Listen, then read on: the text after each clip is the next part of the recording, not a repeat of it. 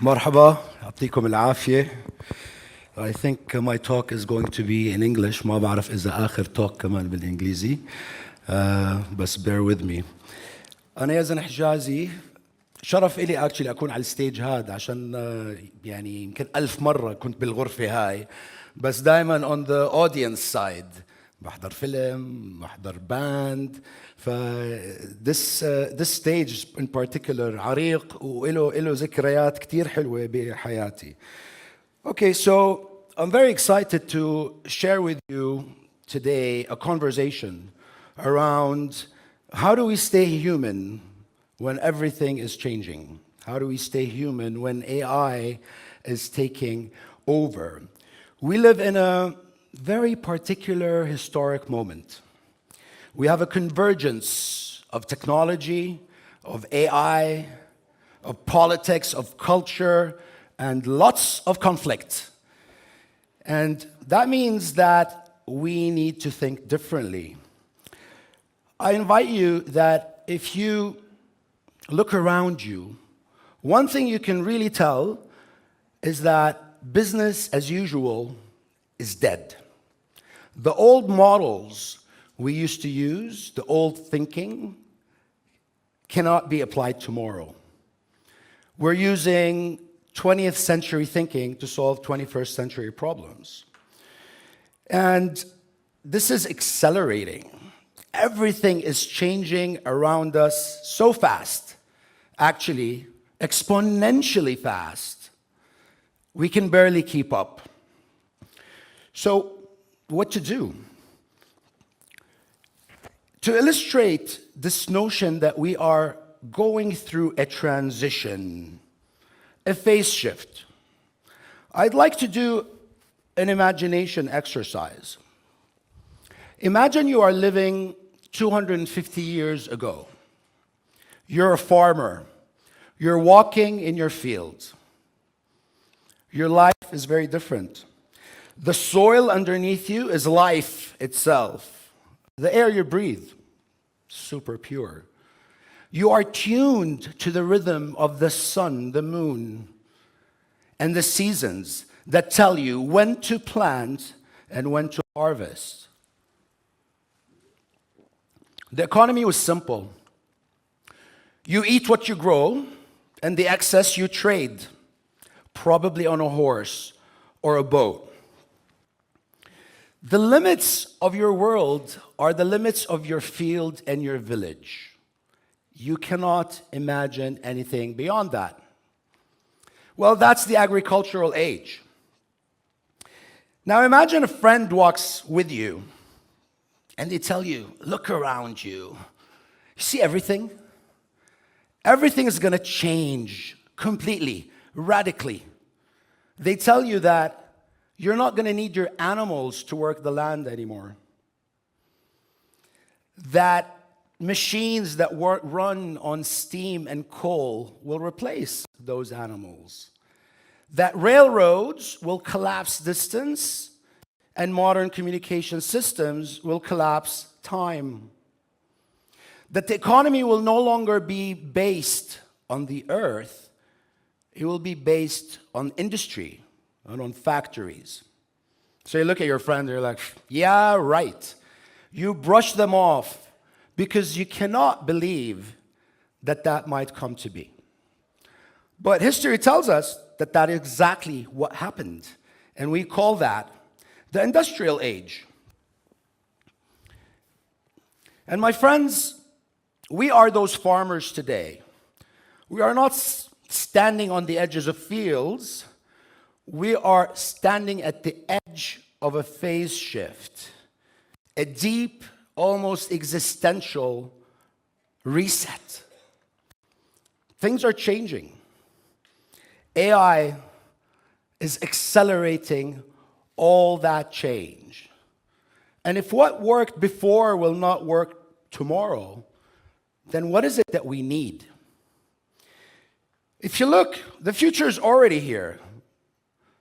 It was kind of like miracles just 30 years ago talking about cars that drive themselves, about detecting diseases, including Parkinson and Alzheimer's, from somebody's speech.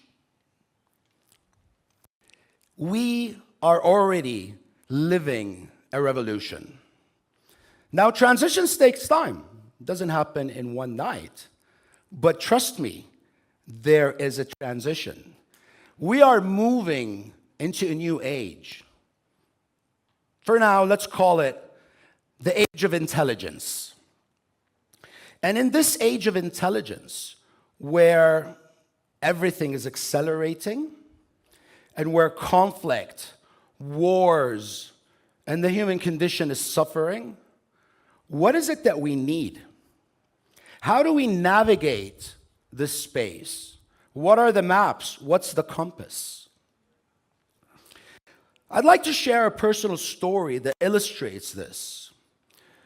For over 25 years, I've worked in very different places and in very different industries.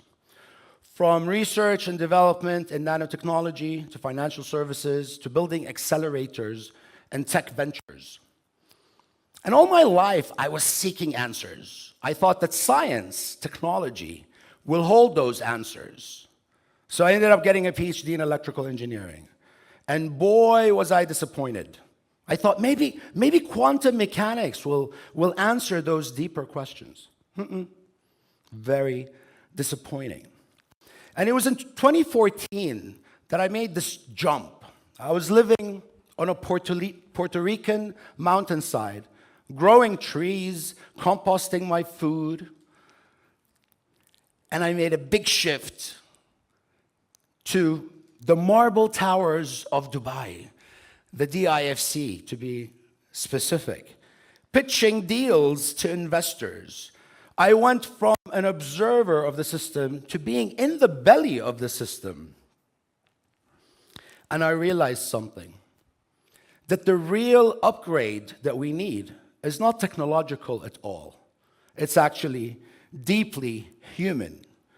I've realized that we're solving for efficiency, but not for meaning. What about purpose? What about wisdom? So now I'm an advocate of upgrade, of moving forward. But I'm an advocate of upgrading ourselves, upgrading our systems. Think about it. You upgrade everything. You're holding a phone, probably in a couple of months you're going to change it. You upgrade your car, you upgrade your house, you upgrade your clothes. Sometimes you even upgrade your friends.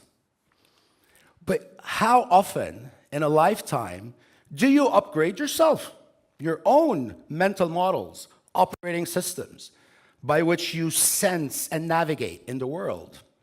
Upgrading ourselves is like the inner operating system. It's the values, the skills, the meaning making that we use to be effective participants in this grand play of life. While upgrading our systems, this is the outer operating system. This is everything around us. Our institutions, our schools, our universities, our governance. Okay, so in the short time I have with you, this is the journey we're going to take together. I will make that case that the upgrade we need is human. We'll take a look at the world, the state of affairs, if you will.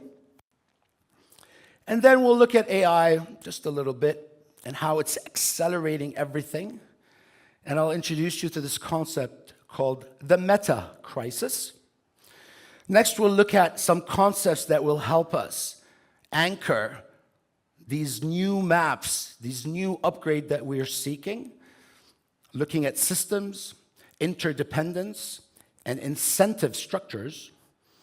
Then we'll look at the growth benefit mindset. I think you will enjoy that one.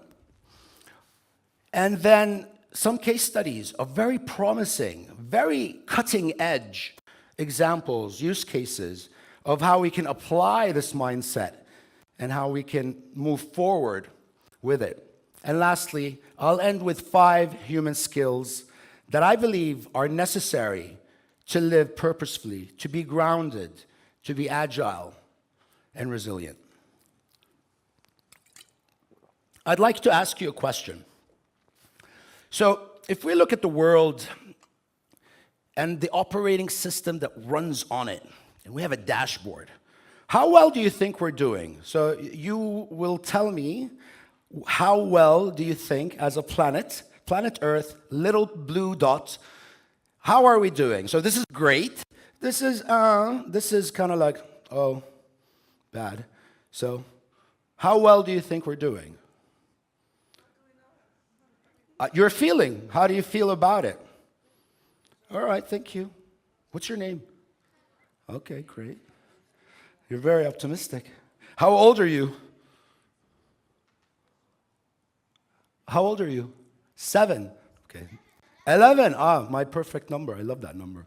Maybe that's why you're very optimistic. But I'd like you to actually say, like, how well do you think we're doing? Is it good? Or bad? It's interesting sometimes that when you're asked for your opinion, you don't take the opportunity to state your opinion. However, your presence in this conversation is super important. So, the world is beautiful. You can see a lot of beautiful things in the world. There's a lot of green that I will not talk about. Science and technology gave us and extended our lifespan. We've eradicated many diseases. We have brought a lot of people out of poverty. We have a lot of conveniences. We have air conditioning, on and on and on. That's great. But the point I'm making here is that while this is great and technology and innovation are important, they are not sufficient. So we will look at the darker side a little bit. So, we live in an extraction economy. You know why? Because we love stuff. We love taking stuff from the ground, materials, and converting it into stuff, into plastic stuff that you buy, you put in your cupboard, and you never use again. You know why we need bigger houses? Because more space for more stuff, right? This is the extraction economy. Or sometimes we call it the materials economy. Taking stuff from the ground and turning it into stuff and then dumping it.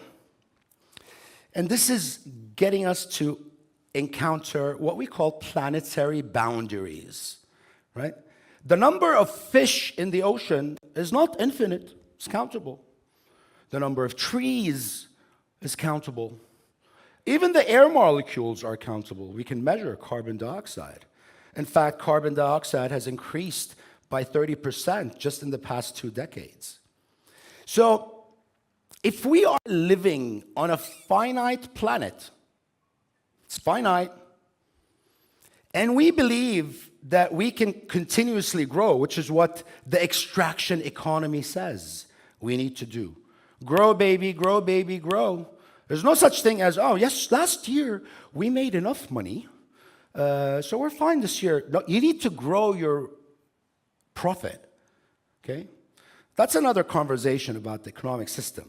But this system is self-terminating. Maybe not in your lifetime or the lifetime of your kids, but trust me, it's self-terminating.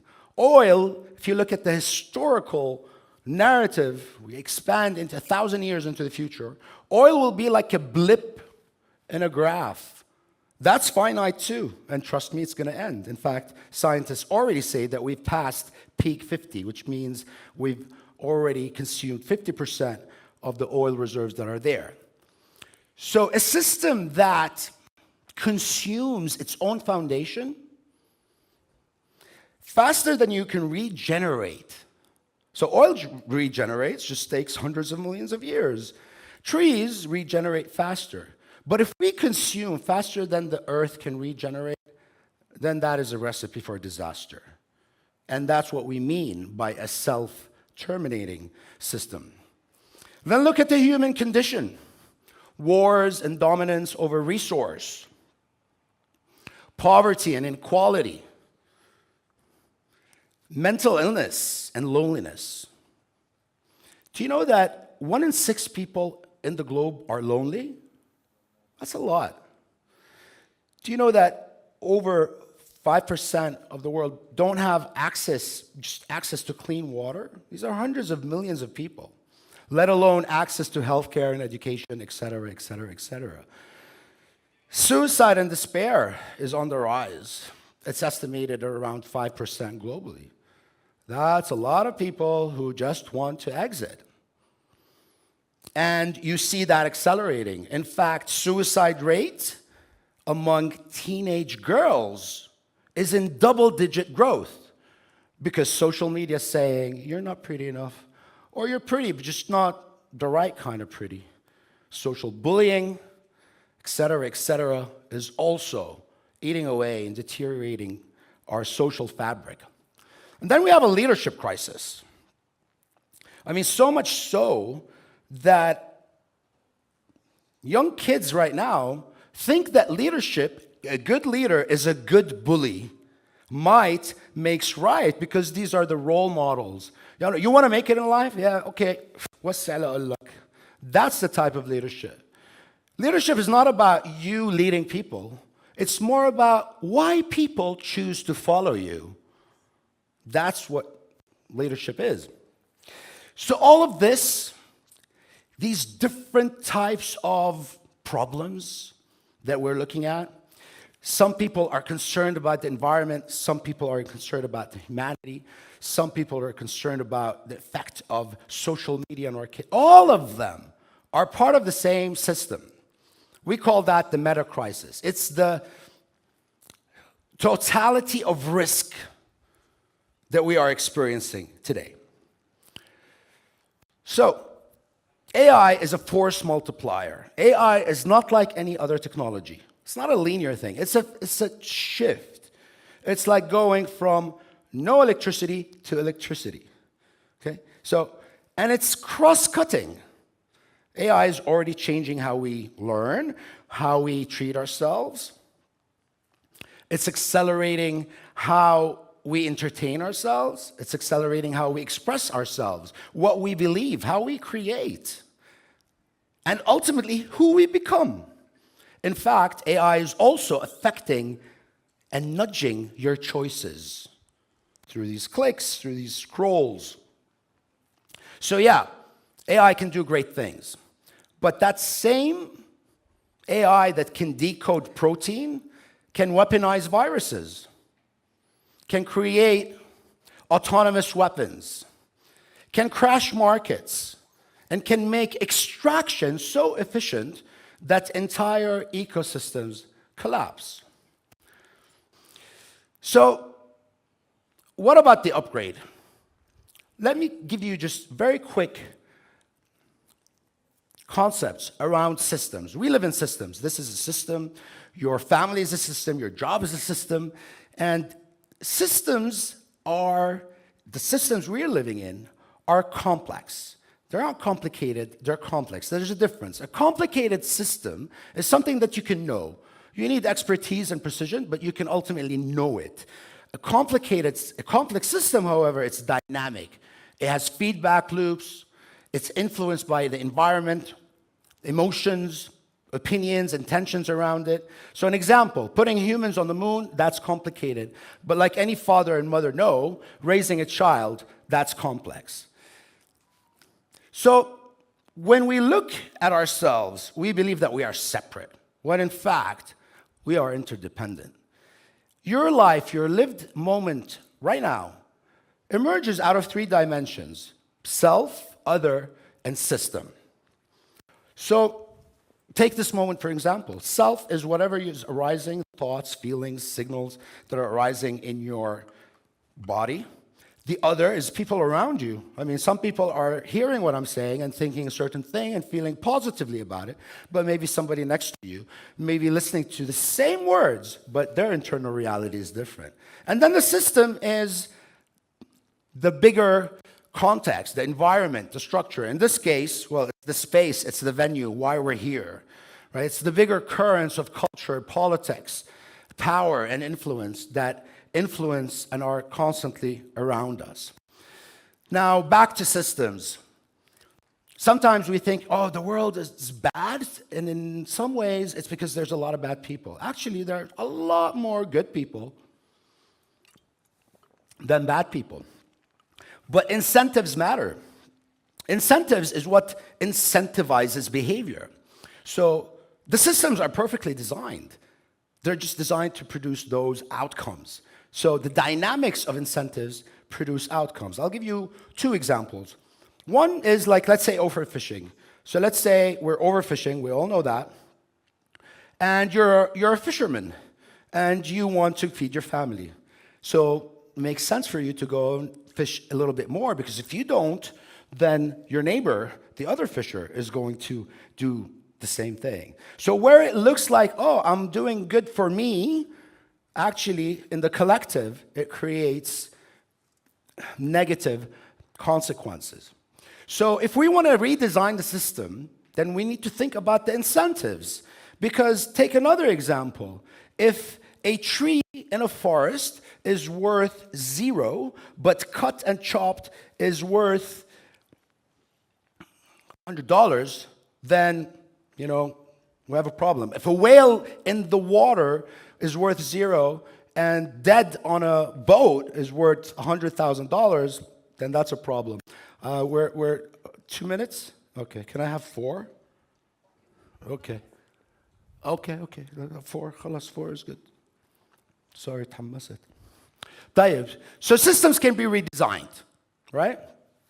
We want to move from extraction to regeneration. From me to we. From domination to partnership, where decision-making and power flows through networks rather than through hierarchies. We want to move from scarcity to abundance, from control to trusting others, from short-term to long-term. This is a big one. We have an inability to do long-term planning, and we need long-term planning. We want the quick wins. Blind growth to the growth benefit, and from fragility to anti-fragility. So what can you do? Well, the growth benefit mindset is basically saying, great, grow, develop. That's why you're here. You're seeking knowledge. So you're in that. However, what about the others? So a growth benefit mindset is not growth at any cost. It's growth that uplifts others. And it's anchored in trust and collective responsibility. Who's responsible for the world? Why is the world the way it is? Oh, it's the government. Oh, it's these people. If only these people would do this. What about you? What are you doing, right? So here's a couple of examples.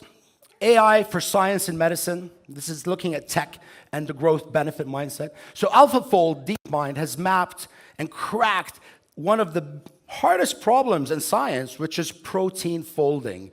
It mapped over 200 million protein structures.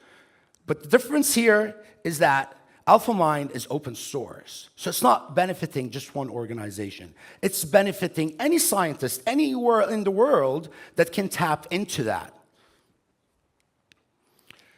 Liquid democracy in governance. Look at Singapore. They're experimenting with liquid democracy. Conventional democracy obviously does not work or is very easily hijacked the minute you put in power money groups. However, liquid democracy is saying, listen, I give my vote to one person in one thing and another person in another thing. So you understand in tech and cyber, I trust him, I'm going to give him my vote. But he doesn't understand in genetics or healthcare, so I'm going to give it to somebody else. So look at that. This is an interesting experiment. DAOs for collective ownership. Decentralized autonomous organizations are organizations that are built on blockchain that can organize themselves. There's a great example, Colectivo in Curaçao, where a DAO-backed local economy funds regenerative type of projects. So 5 human skills. I know I'm 1 minute over, but this is the last slide. We're good? Okay. So what are those skills that will enable you to ground and navigate? To say, oh no, left, oh no, right, oh no, I don't want this, yes, I want this. 1, root and wholeness. Most people are at war with themselves. Be kind to yourself. Speak to yourself with kindness. Give yourself a pat on the back. Because you are your best friend or your worst enemy. Only you decide. So choose well. Okay? Next, live in truth. Truth is not something that you just speak.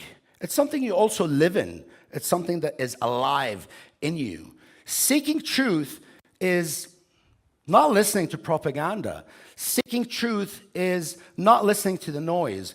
Tuning in on the signal, on the truth. Speaking truth is asking yourself, am I speaking my own truth? Am I being on time? Am I showing up emotionally and physically? Anchor in purpose. Purpose is like a North Star. It's, there's a lot of talk about purpose. Find your purpose in a 3-day workshop. No, that doesn't happen. Purpose is a conversation. It's an evolution. It evolves as you are evolving through your own life. It's a fire inside your heart. It's the mountain you're willing to die for. And it's what anchors you, what allows you to navigate when things, the waves in a sea of change, that's what anchors you. And then expand your perspective. Practice perspective taking. Step out of your own view into somebody else. Practice empathy. That is not optional. Empathy is currency for human connection. And lastly, co-create courageously.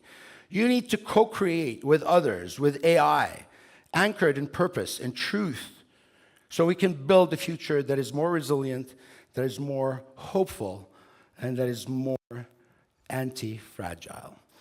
Thank you. I hope that this talk sparked a couple of questions in your mind.